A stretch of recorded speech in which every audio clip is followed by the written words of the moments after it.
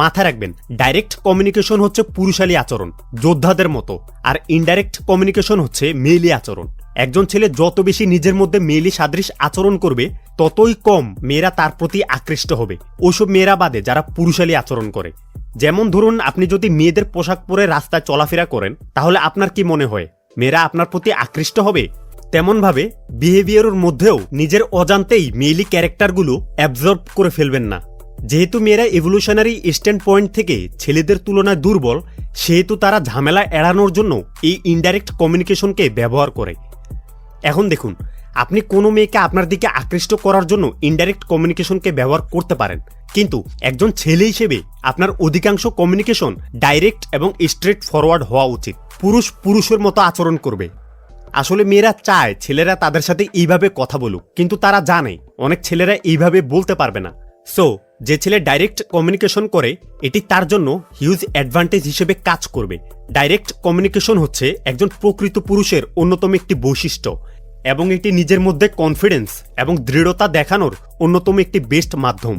মূলত ডাইরেক্টলি কথা বলার মানে হচ্ছে আপনি যাই বলছেন না কেন সেই বিষয়ে অপটিমিস্টিক থাকা, হোক সেটি কোনো ছেলের সাথে বা কোনো মেয়ের সাথে। ইন আদার ওয়ার্ডস, আপনার ভয়েস টোনালিটি এমন হতে হবে যাতে মনে হয় আপনি যা বলছেন তার বিষয়ে আপনি 100% কনফিডেন্ট, যাতে উল্টো পাশের জন আপনি যা বলছেন তা মেনে নেয় অথবা সেই বিষয়ে একমত পোষণ করে। যে কোনো সিচুয়েশন পজিটিভ এক্সপেকটেশন রেখে শুরু করলে দেখা যাবে অনেকাংশেই সেই সিচুয়েশন আপনার ফেভারে থাকবে শেষ পর্যন্ত। আর এই বিষয়টি নেগেটিভ এক্সপেকটেশনের বেলায়ও একই রকম। ফর এক্সাম্পল, কোনো মেয়ের সাথে বাইরে ঘুরতে বা দেখা করতে যাওয়ার বেলায় কালকে আমার সাথে দেখা করবা, এই কথা বলার পরিবর্তে ডাইরেক্ট তাকে এটা বলা উচিত, কালকে আমার সাথে দেখা করো অমুক সময়।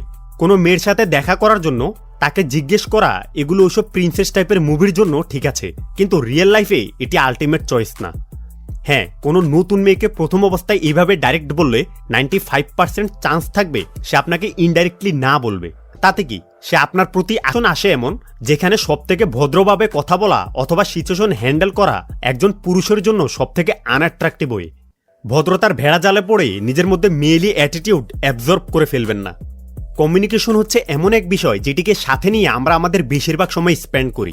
সো আপনি যত একজন পুরুষের মতো ডাইরেক্ট ওয়েতে কথা বলবেন, অন্যরা বিশেষ করে মেয়েরা আপনাকে একজন প্রকৃত পুরুষ মনে করবে।